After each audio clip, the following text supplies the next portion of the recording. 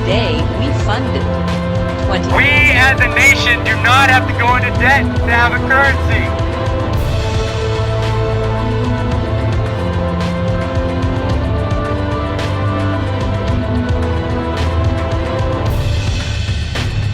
Hello friends, welcome to We Are Change Fresno TV, broadcasting to you live from downtown Fresno, California. We're very lucky today to have in-studio guests with us, tax expert Steve Hempfling, director of the Free Enterprise Society, located here in Fresno, California. Steve? Yeah, Free Enterprise Society, we founded in 1985. Our purpose was to help reestablish the Constitution as the supreme law of the land. We mostly deal with income taxes, and income tax is a serious problem in this country because it destroys Americans' desire to be successful, and because the more you work, the less you can bring home. But we found by researching it that the tax does not make most Americans liable, and that's what we're going to show you here today.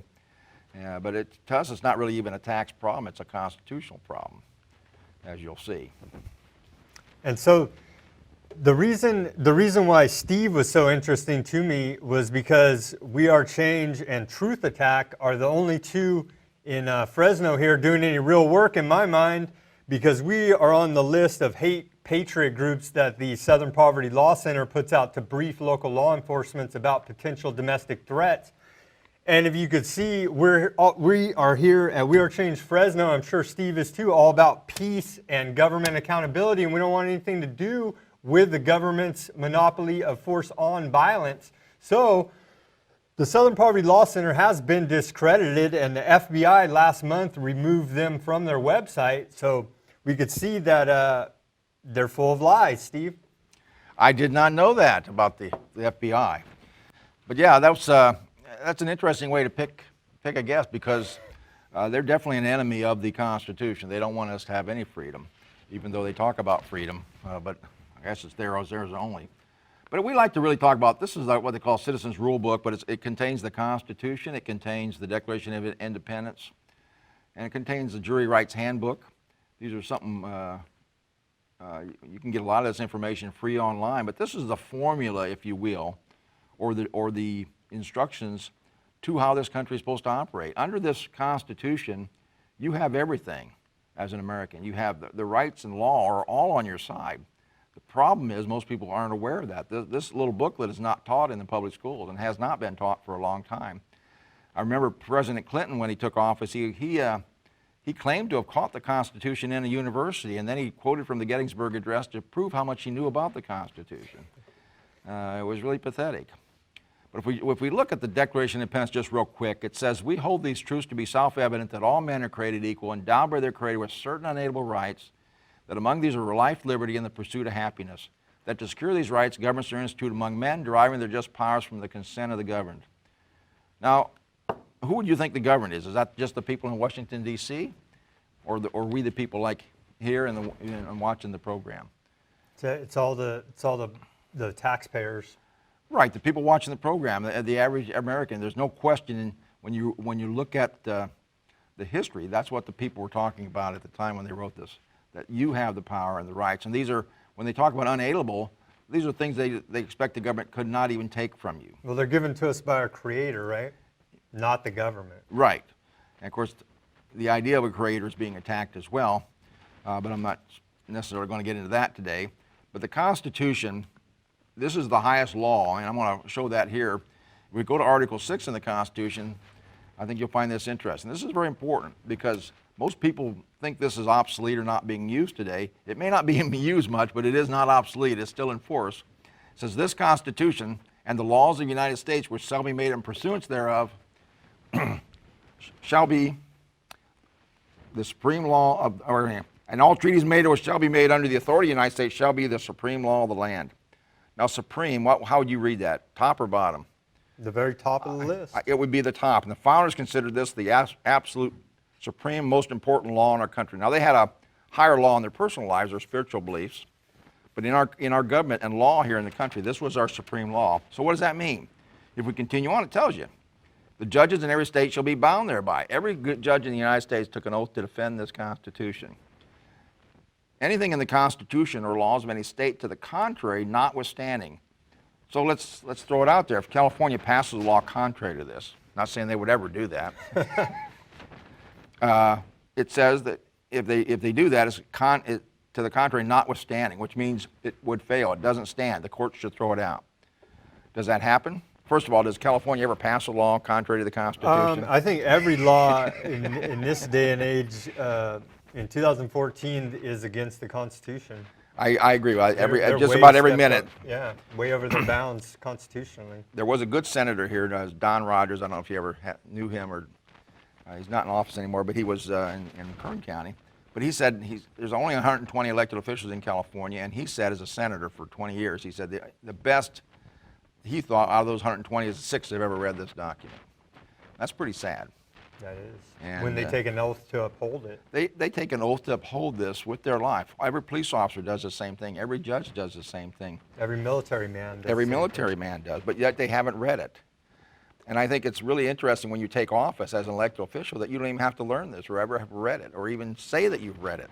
I think the people that take the citizenship to become a citizen of this country know more about it than the people running it. They do. At this point. They do, a matter of fact, because the public schools teach very little about the Constitution anymore.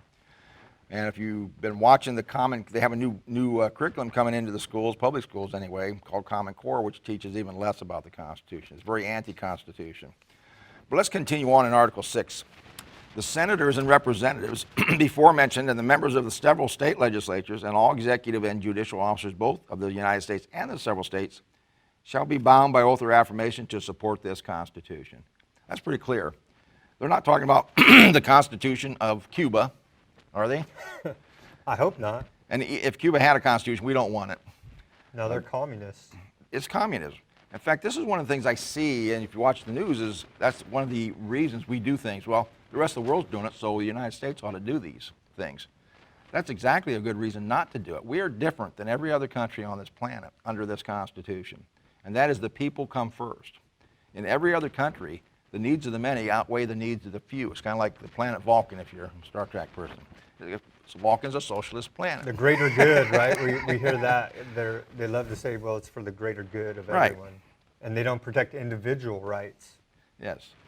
But now, I have a case here. This is a Norton versus Shelby County. Here's a quote from it.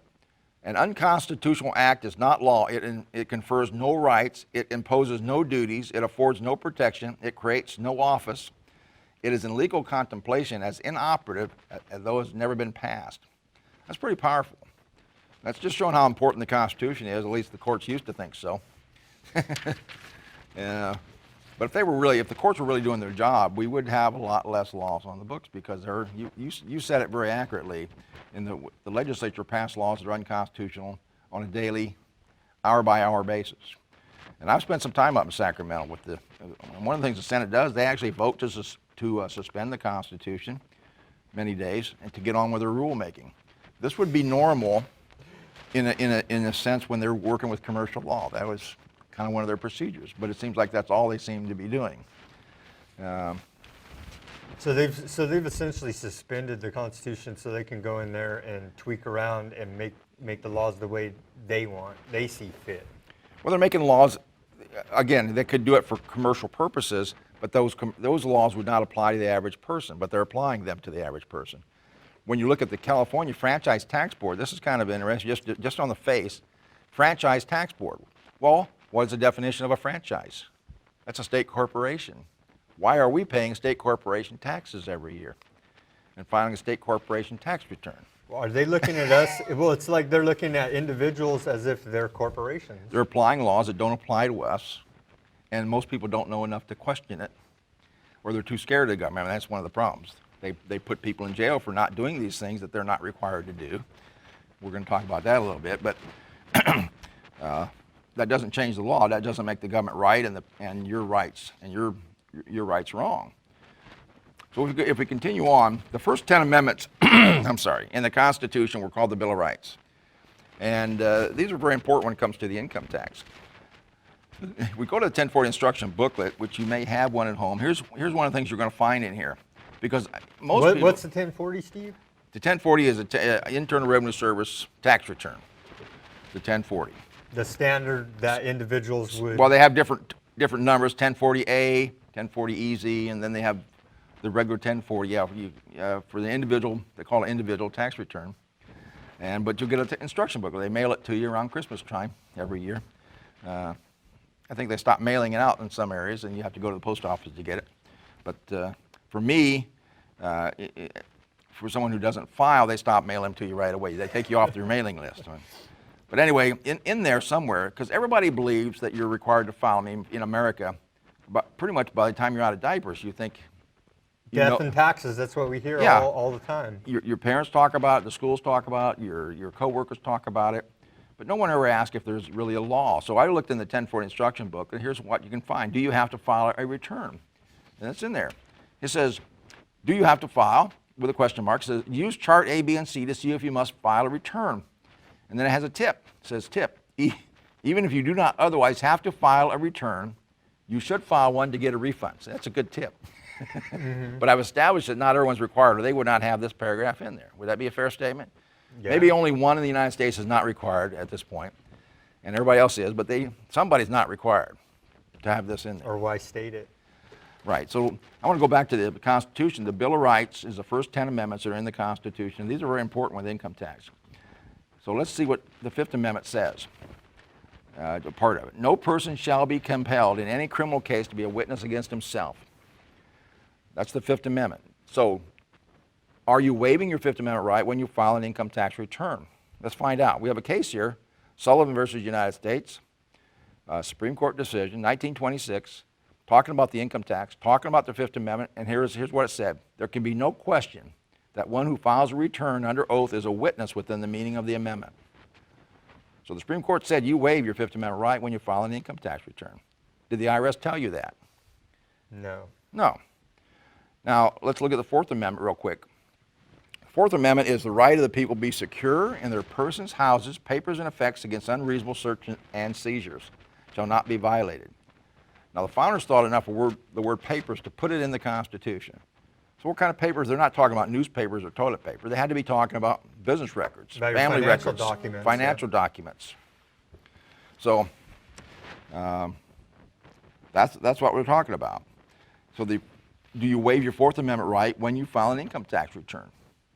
Yes, you do, at least to the extent of any records. If you say this bank record exists, you waive your Fourth Amendment right to that bank record. So can you be required to waive your constitutional birthrights? We had a war to get these into place. Yeah. People died to make this Constitution a reality and to give you the freedom that's in this Constitution. So let's see, can you be required to waive a constitutional right? We have to look up a definition first. And we have, from a law dictionary, we looked up these definitions. If you're going to waive something, if you're going to waive a right, here's what it says. In order for you to waive a right, you must do it knowingly and be possessed of the facts. So let's ask you, did the IRS tell you that you're waiving these rights when they file a return? They didn't tell me, Steve, and I have a degree in accounting and economics, and I've been through a lot of tax classes, and they didn't say one word about any of this. This is why it's so upsetting to hear that there is no law. Yeah, they don't talk about that. So, but anyway, so let's look at constitutional right. This is one that I like to talk about. This is again from Black's Law Dictionary, 5th edition. A constitutional right, as opposed to civil rights or taxpayer rights even, is a right guaranteed to the citizens by the Constitution and so guaranteed as to prevent legislative interference therewith. Can it be clearer than that? Can they legislatively take these things away from you then? No. Not under that definition. So how are they getting away with it? Have you ever heard the income tax is voluntary? I think Harry Reid is famously quoted as saying it's voluntary when he was getting questioned about it. They say it all the time, and it's really kind of interesting because here's a case, another Supreme Court decision right here, Florida versus U.S. And it says, our tax system is based upon voluntary assessment and payment, not upon distraint. Distraint means force. Well, maybe the IRS has not read this case. And we can do the same thing on the California Franchise Tax Board. This was the California program. This is from Roger Lubins, a letter from him. The Franchise Tax Board relies on its residents to voluntarily file their income tax returns. That's from Roger Lubins. He's filing compliance unit. I kind of think that's funny. If it is voluntary, why do we need a filing compliance unit? You think about that. Well, I went to a meeting in 1979, and there was a person there talking about the Constitution, talking about this same issue, talking about voluntary, and I thought he was half-baked at the time, and he said, well, Steve. It does sound half-baked to the general public who's not informed about this, about the Constitution. Yeah, the idea that it's voluntary seems ridiculous when people are It going does. to jail. And he said, well, Steve, do this. He said, Steve, you go call the IRS up and ask them. I'm not suggesting this to the viewers or necessarily to you. I'm just saying this is what I did in 1979. So the next day after that meeting, I did call the IRS up. I talked to an agent there, and I said, is the income tax voluntary? And I expected the agent to say, of course it's mandatory, and give me some authority for that. Set me straight. Some ruling by a court. Something. Something from the Constitution. But here's what the agent said to me. I said, is the income tax voluntary? The agent said, yes, sir, it is. And that threw me for a little bit. I paused, and then I thought for a moment. I said, well, good. I don't want to volunteer anymore, is what I told the agent. I'm like 24 or something like this time. Anyway, and then the agent said something very interesting to me. The agent said, but sir, you have to volunteer. That sounds like forced volunteering. That doesn't sound like you're actually. Yeah, you have to volunteer. Well, that threw me again. I didn't know what to say at that point, so I hung up. But since then, we've looked at some interesting things. This is a quote from the special agent. Well, there's a special agent's handbook. Special agents are the ones that carry a badge and a gun. They're the ones that raid people's The homes. enforcers. They're not civil. Most revenue officers are after money, but these guys are after putting handcuffs on people, putting them in jail. And Mortimer Kaplan was one of the former commissioners, and he sent out a new handbook for the agents, for special agents, and he put a cover letter on it. And this is part of his cover letter. It said, agents, our tax system is based upon individual self-assessment and voluntary compliance. The material contained in this handbook is confidential in character and must not, under any circumstances, be made available to persons outside this service. Wow. So they don't let the general public know that it is voluntary. Well, it's there if they look. You gotta look. They said voluntary compliance. That's kind of a unusual way to say that too. Compliance means complying with something. Voluntary means volunteering. It's a very double think. That's correct. Very Orwellian. But they introduced a new word in here called self-assessment. And what does that mean? I'm going to give you a synonym. Self-assessment is very similar to self-mutilation. That doesn't sound very good. I mean, you're doing it yourself. Think about it. Who makes you file a tax return? Well, you volunteered to violate to waive your own Fourth and Fifth Amendments, right? Unknowingly. Unknowingly. And you think it is the law. But this agent really threw me when he talked to me. But then I have to look up some more definitions. We talked about, rights before. How about voluntary? Maybe I don't know what voluntary means. So we looked up some definitions. Funk and Wagnall said proceeding from the will of one's own free choice. Voluntary system, from Funk and Wagnall's again, a system of freely given support. If we go to the law dictionary, and by the way, law dictionaries are used in the courts, and sometimes the definition of law dictionary is a lot different than what you'll find in Webster's. So you got to, when dealing with legal terms, you should have a law dictionary. You can get them at many bookstores or online now. Okay, anyway, here's voluntary from a law dictionary. This is good. Unconstrained by interference, unimpelled by another's influence, spontaneous, acting of oneself, proceeding from the free and unrestrained will of the person. Sure, 90 million Americans on April 15th, free and unrestrained, go down to the post office and file these returns. I mean, that's ludicrous. They don't do it spontaneous. They're doing it out of fear. Out of fear of the threat of government using force against them. You bet. And we go down to the post office on April 15th a lot of times, and all the media is down there. A lot of candidates are down there, and you get to meet most of the people in town because they're out there filing returns. Now they can do it online more, so there's less people out there. But it's, they're filling out tax returns on the sidewalk, on the floor of the post office, on the windows. I mean, they're sweating. I mean, they're very, very scared to not get to sin on this night. Now, here's a very good definition right off the IRS's website. And by the way, we did a search on the IRS website. There was over 1,000 references to voluntary. on the income tax, right on the IRS's website. But here's their definition of voluntary compliance, which it's not really funny. I have to laugh. It's so silly, when you really look at these definitions. But it says a system of compliance on individual citizens to report their income freely and voluntarily, calculate their tax liability correctly, and file a return on time. Well, if it's voluntary, how can you be late? I mean, there's a lot of questions about that.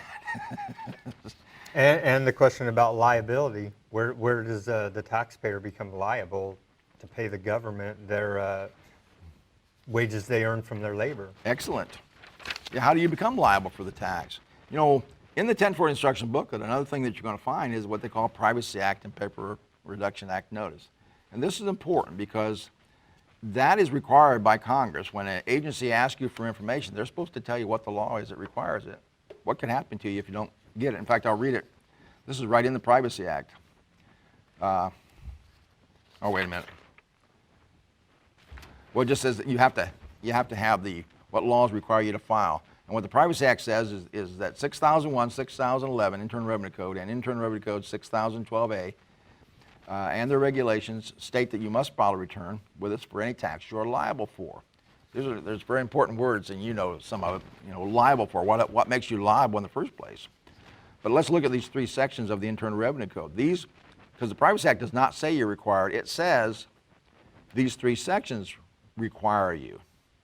That's very misleading, just like some of the other wording that we talked about. Very Orwellian.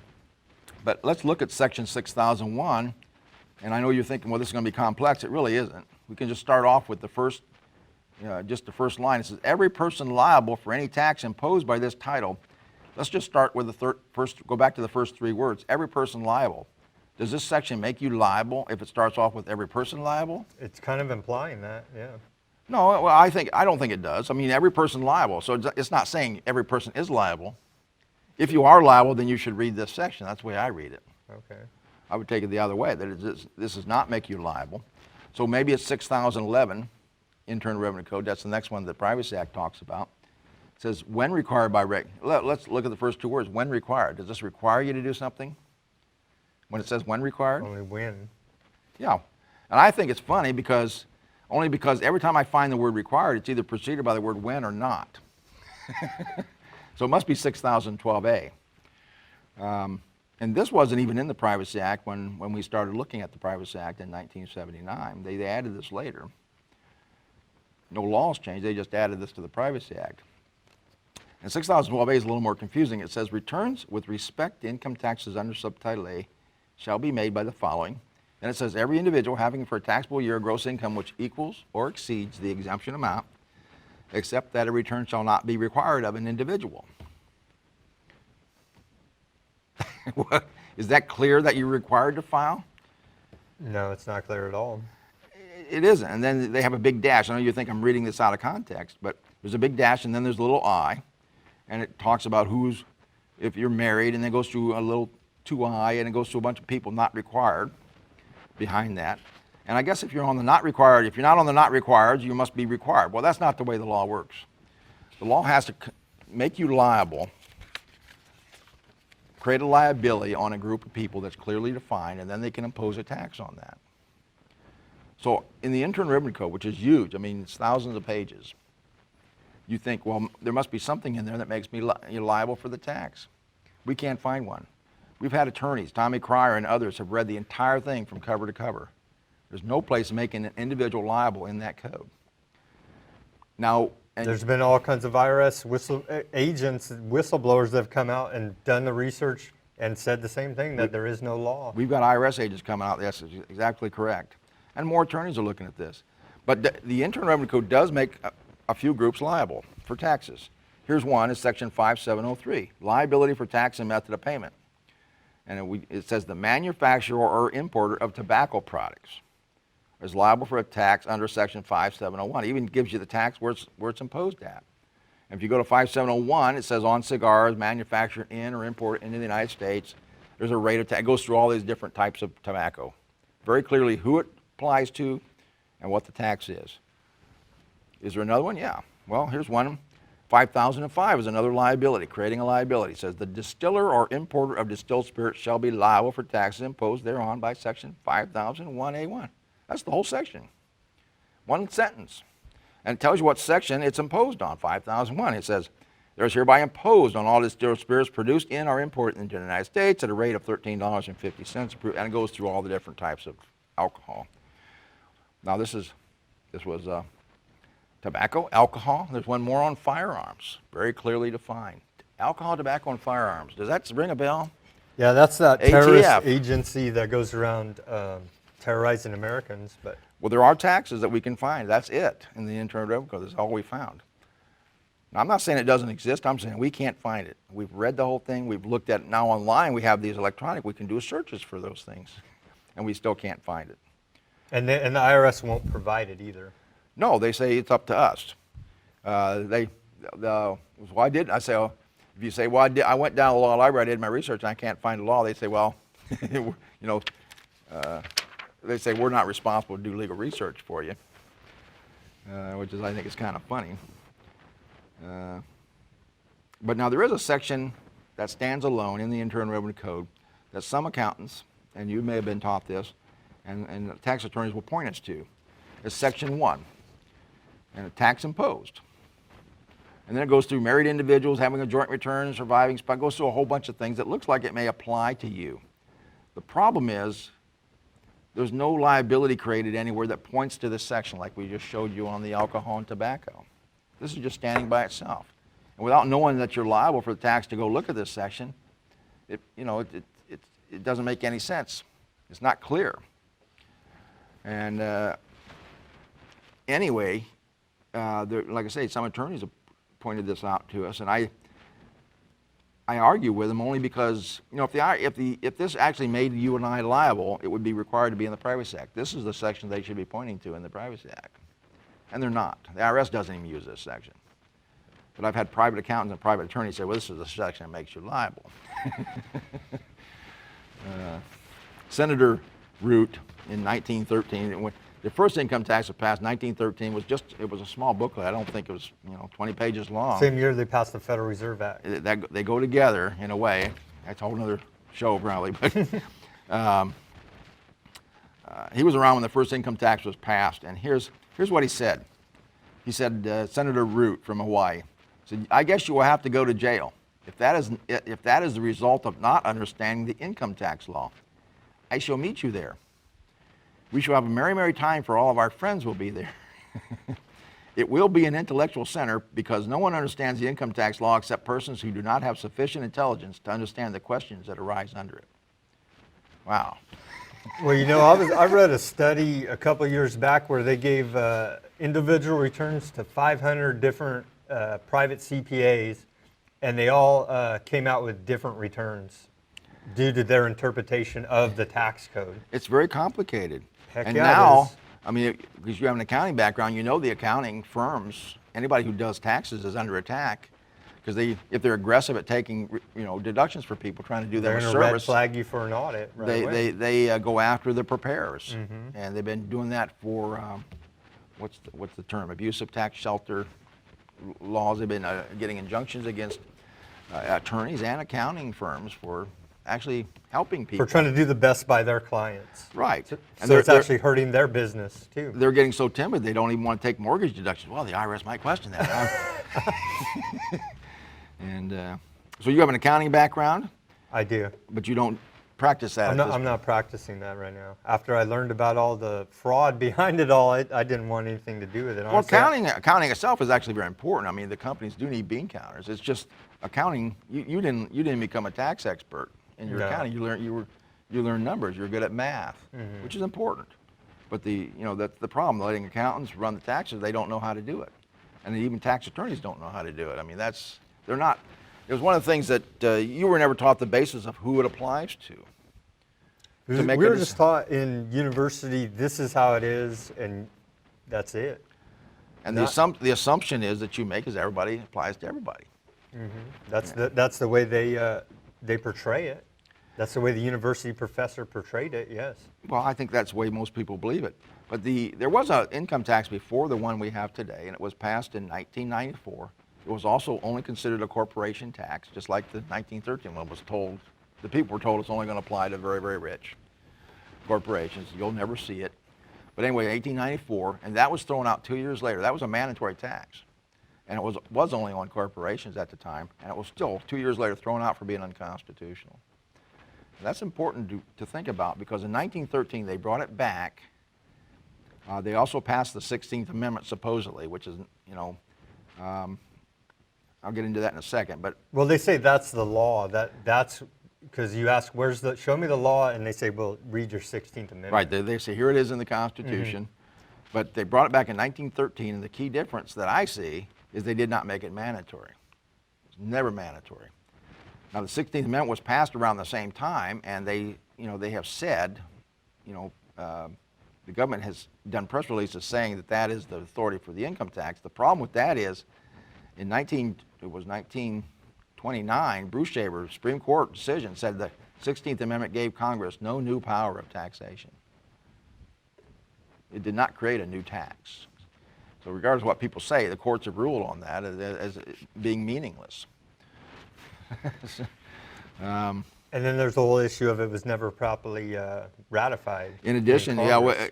people have gone to, there's a man by the name of Bill Benson and another man by the name of Red Beckman went to all 48 states that were in existence at that time and got the record vote from the Secretary of States in all those states.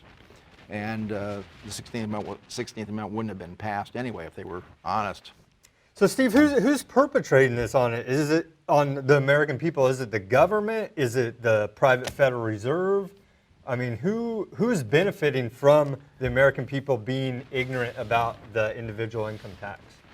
Well, it certainly isn't the people. No, it's not. It's not me. But the Federal Reserve was not around when the income tax originally started either. That came in at the same time, as you mentioned. And the reason they put the Federal Reserve in, I think, was very dishonest, because even the president who put that in, I can't remember his name. Woodrow Wilson. He signed it. regretted that on his deathbed. Yeah. He said, Yeah. that's something I shouldn't have done. But it's really tricky how they do that, because they come in and say, we'll do the money, and you guys can borrow all you want. You won't have to worry about it anymore. And so the government turns it over to them. And I don't think they have any constitutional authority to turn over the money creation to them. But what happened now is the Federal Reserve, they control, as far as I'm concerned, they have a lot of power to control our politicians because they print money. Imagine if you had that power. You're the only you have a color machine that can print money. They have a private monopoly on. And you're authorized to print these and use them. Mm-hmm. Well, you can print extra and pay off anybody you want. I mean, which is what's happening. Even with these bailouts, I mean, there's reports of them putting hundreds of billions of dollars additional that Congress doesn't even know about out into foreign markets. I think there was a partial audit of the TARP, and they found out that they gave trillions of dollars to foreign banks on the tax, and who's liable for it? The American taxpayer. So Steve, we already established there is no law. The IRS won't show you the law. They claim that as an individual taxpayer, we are responsible to do the research and find out on our own. So where does that leave little old me, the individual taxpayer? Well, there are groups like Free Enterprise Society that we mentioned earlier, was founded in 1985. We help people educate. We have a free catalog that we send out with some books. We also have a membership and stuff, but we have a legal defense fund. We're hiring an attorney. Here's one of the things I think is interesting. You know, when you commit a crime, if you look up the word commit, it means to do something, right? I mean, you attack somebody, or you hurt someone's property, or you steal from someone. But when your failure to file an income tax return is what most people are very concerned about when I talk about income tax. The first thing pops in their mind that they might go to jail. But yet, I don't even believe that's a crime. When you think about failure to file, what is it? What is the act that you're doing that is a crime? What are you doing? You're doing nothing. I'd say you're not incriminating yourself. I mean, it's so ridiculous. Hey, that person did nothing. And not only that, he did nothing on April 15th. And we want to prosecute him and put him in jail for doing nothing. And the jury, the jury's, and it's not the law that puts people in jail. This is pretty clear too. It's not really the judge or the court that puts people in jail. There are 12 people, Americans, that they pawn that off on, and their ignorance, using their ignorance to convict people. There's 12 people in the jury box who file returns. They think they're required. They think this person's not doing it when they're doing nothing, and they're going to punish them for doing nothing. And they think they're doing a good thing because they haven't studied the law yet either. But as more people become educated, we win more and more cases. The IRS has, particularly in the last 10 years, a pretty miserable record on failure to file income tax returns. Enough people have looked at these issues that it's hard to get 12 people in the jury box now that don't know something about the income tax. Because if anybody who's looked at this issue got onto a jury for failure to file, they would be not guilty, at least from there. One person can stop a trial, stop a conviction. Yeah. Because you have to have 12, you know, it has to be all 12 saying unanimous guilty to have a guilty verdict in the court. Anything less than that, he walks. And we've had some very interesting cases ourselves because we do defend that. I'm not an attorney myself, but we have a legal defense fund. We hire the attorneys.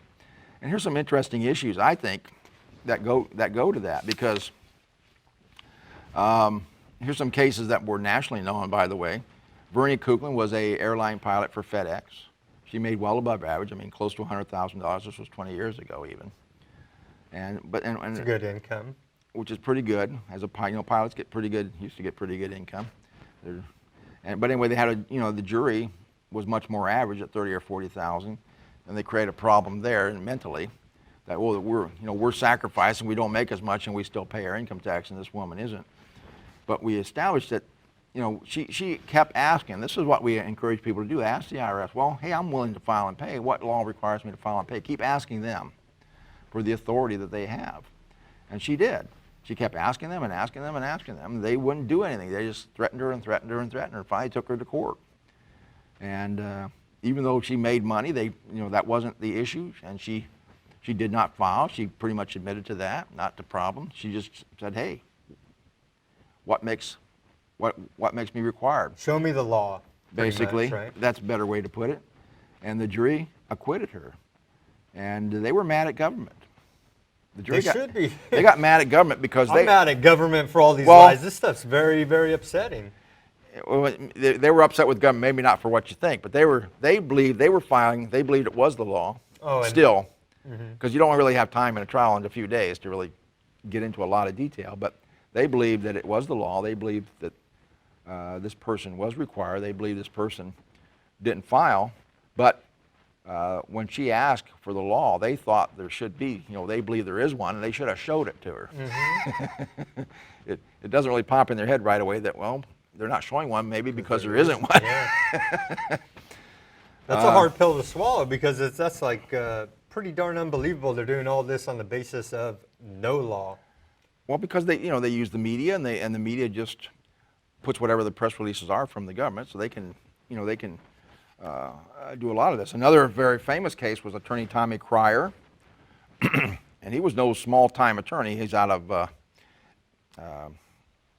Louisiana. He was on the Hall of Fame there. I mean, he's a well-known attorney in the state of Louisiana. He got involved with this, I don't know what year, but his legal partner, another attorney, he was talking about income tax one year, and his partner said, I don't have to worry about that anymore because I don't file. and Tommy got all upset, Tommy Cryer. He said, well, you got to or you're going to be in trouble. And he says, yeah, but there's no liability. It doesn't create a liability on me. And Tommy said he disagreed. So Tommy set out to save his partner and read the entire code from cover to cover. He's one of the attorneys that did that. And by gosh, there's no liability created for an individual in there that he can find. And they took him to trial too. He started talking about this, his findings, nationally, and on the media. But just to clear it up, it's a liability that is supposedly created on our labor, on an individual's labor, right? Is what they're actually taxing here. They're not actually tax. We can't find a tax on anything. Well, supposedly actually, tax on labor is forbidden. Even if you go to like a mechanic and they rebuild your engine and they separate the parts from the labor, you'll see a tax, it's like a sales tax only on the parts, not on the labor, because they can't really tax the labor directly. But they're taxing my labor when I go to work and get my 1040. They're saying they're taxing the income. That's where they trick you. Uh-huh. Income. But that's how I derive my income is through my labor. But yeah, I understand that, but I'm just saying it's not. They're not saying it's a tax on labor. They're just the money you receive. They call it something else. You're being taxed for that. And I'm They're just calling saying, it profit, right? Well, the definition of income is not in the Internal Revenue Code. That's another really. Yeah, that's another good one right there. That's a very important thing because it's left up to me and the average person. You think, well, income is anything that comes in. That's what the IRS wants you to think too, but it's not. Income is very clearly defined as a profit or gain from labor, not the labor itself.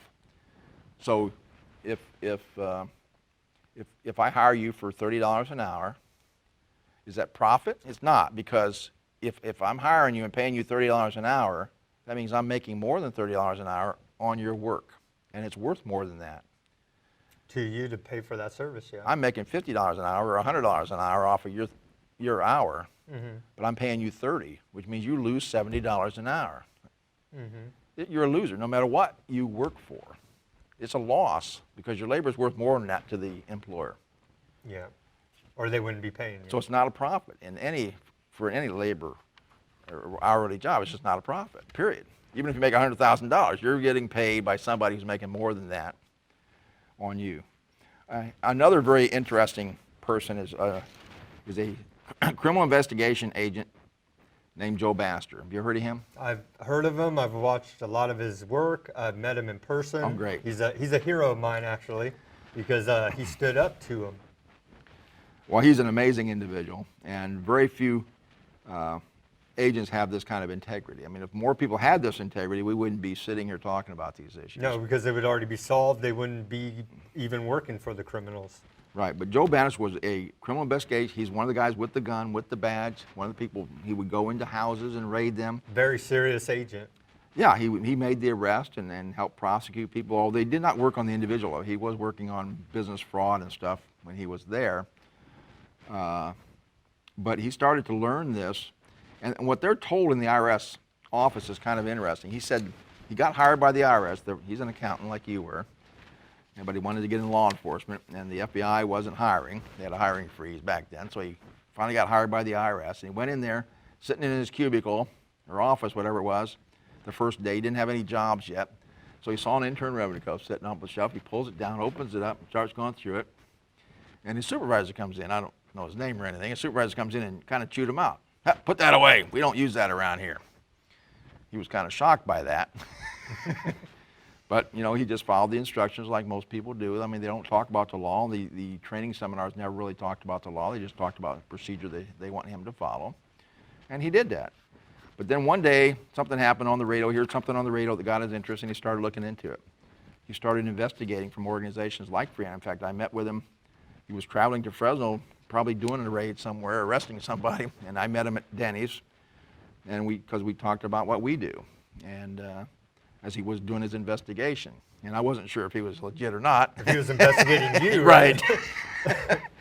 But I still have his card from that meeting. I mean, it might be a collector's item one day now, since he did I what say he he's did. a great American hero for what he's done. But here's what he's done. This is interesting. After a couple years of looking into these issues, he wrote a report on his findings and asked his supervisor to answer his questions. He said, you know, I know you guys told me, and I'm talking about the IRS. The IRS tells these agents that all these issues that the Patriot Movement brings up are not valid. The courts have already decided. Those are domestic terrorists, right? Right. Well, different things. They just basically say the courts have already decided against these issues. But Those Joe are a bunch looked. of crazy. Yeah, Joe looked and he said, I don't find that to be the case at all. And he did a report, and his supervisor sent it to Washington, D.C. And Joe wanted him to correct him. He thought he was wrong in what he's finding. There must be something he's missing. But instead of answer his report or answer his questions, they asked for his resignation. So he was out a job. And For simply wanting the truth. for asking the question as an Yeah. IRS agent, which means they don't have the answer because there They is no. have the answer, but they won't- but they know that that'll destroy all their credibility if they give the truthful answer. And but yeah, you can see a lot of his videos free on the internet.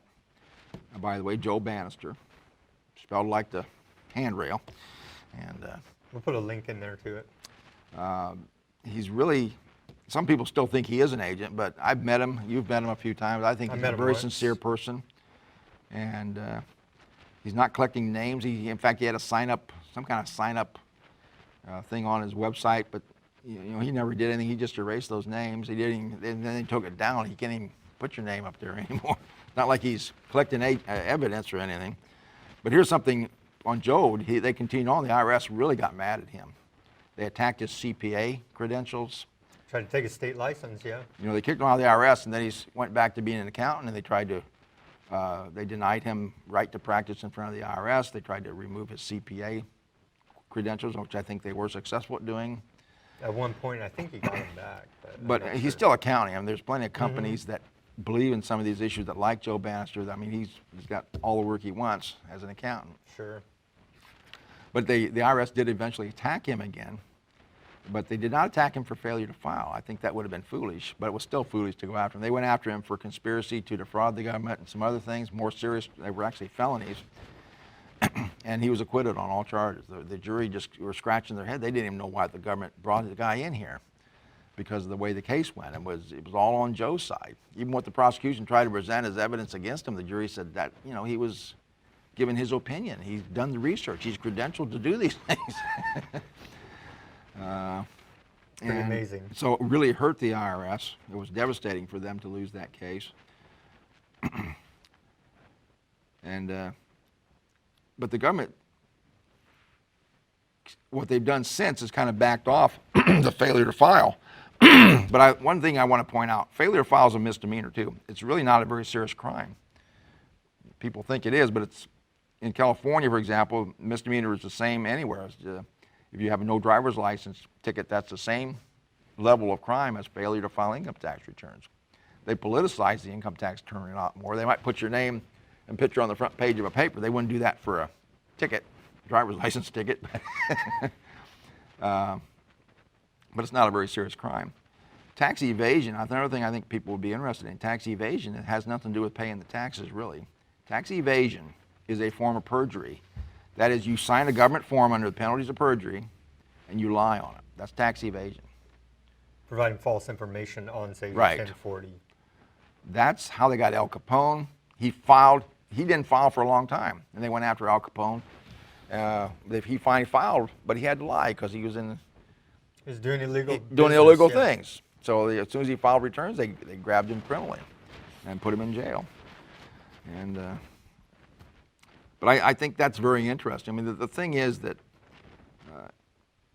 for those listening to this program, is you in this country have more power than the government officials that we elect. They really are supposed to be servants.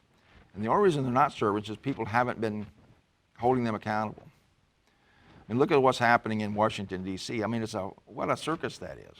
But if you look at the law itself, the Constitution, this is interesting, I think, too, for you.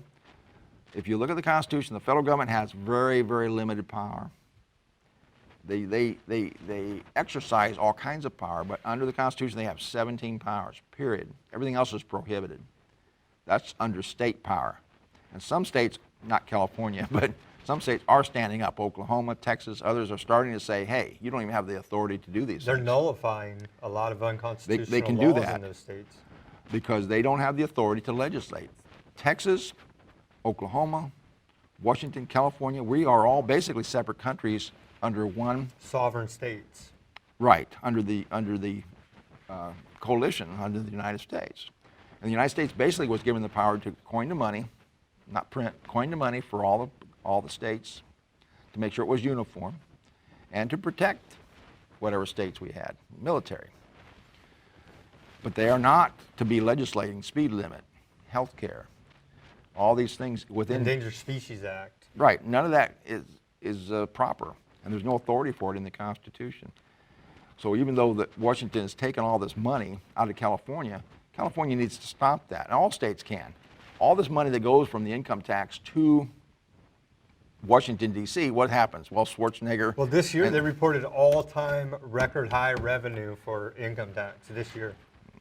Well, that's exciting. So If you work for the government, But- it's exciting. But the thing is, then the California governor, Brown's going to go to Washington or call him or send somebody out there to beg for some of that money back because California's we got a drought, we got this, whatever. We're lucky to get 10 cents on the dollar back because they're important in Washington, D.C., aren't they, to make the decisions on who gets that 10 cents? Well, see, the thing is, I don't believe they don't have the authority to have that money in the first place. That 100% should stay here, at least on the income tax. And we wouldn't have the potholes in the roads and the bridges falling down and all that stuff. It goes to feds to pay their retirements. It goes to the feds for whatever little pocket things they want to do. I mean, if you do any research at all on what federal legislation is, you're going to see they spend. It's criminal what they're doing. I mean, that's all there is to it. Well, didn't I think it was 1984, the Grace Commission report? You familiar with that? Didn't they find in that report that a large portion of the income tax goes to pay interest on the national debt? I think all of it probably does. I think that's what they found in that report. And here's the thing: it's kind of, and you're a money guy, but it's hard to. You were probably taught certain types of economics. There's two main types. Keynesian is what they teach you at university here in Fresno. And that's I think teaches some improper theory. Yeah, I would say. Theory. But that's the system we're under right now. But the Federal Reserve, under the Constitution, Congress is to coin the money and regulate They the have value the power thereof. the power to issue credit, Right. currency and credit. Yeah. Right, and they used to print the money. And for those that remember it or seen the old money, it says this note, Federal Reserve note, like a $1 bill, is redeemable in lawful money. Used to say that on the bills. Well, that should be a clue that the paper dollar bill is not lawful money. Steve, what's lawful money? It's gold and silver. That's the only thing specified in the Constitution. And there is a Coinage Act of 1792 that still is enforced today that specifies how much silver and gold is in a dollar. Now they could change that and make it a smaller amount because of the number of people, but that's all it is. So when you had a dollar bill, it was redeemable in a silver dollar, real silver. And so what's this system we're on now then? Well, when they went to the Federal Reserve, we now borrow that money in. Every dollar that we use has been borrowed and has interest on it. There's no way to pay the debt. Congress goes and makes all these promises. We're going to give you this, that, new roads, new schools, new bridges. But where do they get that money from? They have to borrow it, right? They borrow from the Federal Reserve, and even if the Federal Reserve balks, they've been borrowing some money from China, which is, absurd to me, because China's, have publicly disclosed they want to destroy this country and take it over, and we're doing it for them. It seems like to me by borrowing money. I mean, the borrower is a slave at some point. A debt slave, yeah. And if you're Christian, the Lord's Prayer used to say, "Forgive us our debts, as we forgive our debtors." And that was changed around 1913 by the Catholic Church, even Coincidentally. to forgive us our trespass. Very suspicious. God didn't come back that I know of in 1913. But debt's a very, very big problem. And around the same time the Federal Reserve Act came in, that prayer changed from debts to trespass, which doesn't even make any sense. Trespass what? But anyway, I digress. Getting a little close on the time, but under our law, the states have a lot of power. Most of the power is in the hands of the states and hands of the people. And that's in the 9th and 10th Amendment. And that's what the states, when Texas is standing up in Oklahoma, they're relying on the 10th Amendment. Anything that's not specifically given to the federal government as power, the states retain, or the people retain. So yes, healthcare and stuff, I think they could stand up and abolish it. They could abolish the income tax. They could, But how they do it is by withholding money. If you remember, you might be old enough for the 55-mile-an-hour speed limit they put in. You might not be, but the federal government could not do that. They mandated it, but the states had to pass it themselves. And many states wouldn't do it. And here's what they did. Well, if you didn't do it, they withheld highway funds. And then the states did it. Same with the Brady bill. When the Representative Brady got shot, they passed a bill called Brady Bill requiring a 5-day waiting period on pistols. And they wanted all the states to comply. Well, each state had to pass that themselves. And Kentucky, even just a few years ago, they finally passed it, but you could buy guns and stuff at the flea market in Kentucky, and even just a few years ago. But finally they caved in. It was the same thing. It was blackmail. We kept withholding highway funds and different They hold money. the grant money, right? The federal government holds it up there. Right, Once but they've collected the taxes. Yeah, but where'd that money come from, and is it lawful for that money have been transferred from Kentucky to the feds in the first place? I say no. Kentucky could have kept that and not been blackmailed. They should have. But well, they're learning that. I mean, we have to work on the legislatures, and even beyond the states. You go to the county board of supervisors. The county actually has more authority than the state of They have a whole California. heck of a lot of power, but they don't want to use it for whatever. They don't know it either. They're- They get into office and assume that the state is more powerful. Everything's backwards. I think we've been massively brainwashed here in this country. The schools have certainly a lot to do with that. And then you go to your home, and that's the highest power of all. Your castle. You were king of your castle. Even as bad as it got under England before we were America, your house might have holes in it. It might rain through it. The wind might blow through it, but the king's men never crossed the threshold of those homes. Because they knew that they would be met with force then, right? Well, they just respected that line, even as bad as they were. But they don't. The United States government and now do not respect that line. They're taking So SWAT teams. we have a worse tyranny now in this country than we did before the Revolutionary War. In many ways, yes. Wow. But we're so distracted today. You think, satellite television, iPod, the internet, all these things, were not around in 1776. Well, and nobody cares unless it directly impacts them personally, which I would say that the income tax does directly affect you personally, folks. Well, right. But when you're younger and just getting started, it doesn't affect you as bad. Maybe they give you some pennies of a refund back, and so then that gets you, oh, well, it's not that bad. I get some money back. But you didn't realize they took that money up front at the beginning of the year, and people don't know about the time value of money and whatnot, but that's a whole different subject. All I want to encourage people to do is learn the Constitution. You can get this online. This is free. This is the formula that made this country work. And the legislatures, California, all have taken oaths to defend this. And they're not doing it. We've got to start holding their feet to the fire. Free Enterprise Society, we have a free information package that you can get. You can also go to freeenterprisesociety.com. I think he's going to have some links when they produce the program. You can just go and download this catalog. If you're not on the internet for some reason, you can call 209-966-704. We'll send this out free to you. It's got a lot of books and publications, including this little pocket constitution if you want a physical one in your hands. And we have a membership. We help people that have income tax problems, and we have a legal defense fund that has won a lot of cases against the IRS because we don't feel failure to file is a crime. And we're just one of many organizations out there that have been around doing this. And I think the pendulum is swinging back our way, I think, toward the people. The Constitution is being talked about on more and more programs, more and more news programs. Fox mainly, but there's, some of these internet programs are becoming huge. And so even in the mainstream media is just sinking, dropping like a rock. Nobody watches them much anymore. So they're switching over to Fox. Some they fixed, and most of them are switching over to the internet. And alternative media is growing. That's what we are right here. Alternative media, trying to get the truth out, trying to give you a different opinion, get you to think.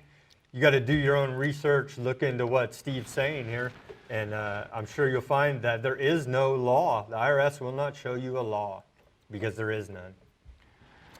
Any last words, Steve? Well, I want to thank you for bringing me on the program. I think programs like this may become the new mainstream media because people are looking for answers. Well, isn't that why we fought the Revolutionary War? No taxation without equal representation. And we're about at that point right now in this country. The Tea Party movement. I mean, that was like a 2-cent tax if you think about it. I mean, it wasn't very major compared to we are taxed at over 50% right now, and which means it's killing prosperity for the individual. And Fresno, even when you pay taxes, just the county, they pay over 50% of what you pay in taxes or goes out to retirements right now. It's like Fresno retirement community. They knew when they did those retirement agreements years ago, there's no way to fund them. Unfunded liabilities, yep. And something's going to give, and it's not going to necessarily be pleasant for everybody. but there's a fair way to work. We survived well as a country by following the Constitution and enforcing our laws. But it doesn't work well. Right now, the government, to me, has become the outlaw. And we, the people, which wrote this Constitution, and the office of the president, and all these people that think they're so important, their office doesn't exist without this document have been written by the people. They got nothing without this. Them ignoring the Constitution is making their position irrelevant. So. All right, Steve. Well, we appreciate you having you on the show and bringing us a lot of knowledge about the income tax. Thank you very much. Well, you're welcome. All right, peace, love, and liberty. We'll see you on the next show. Good night.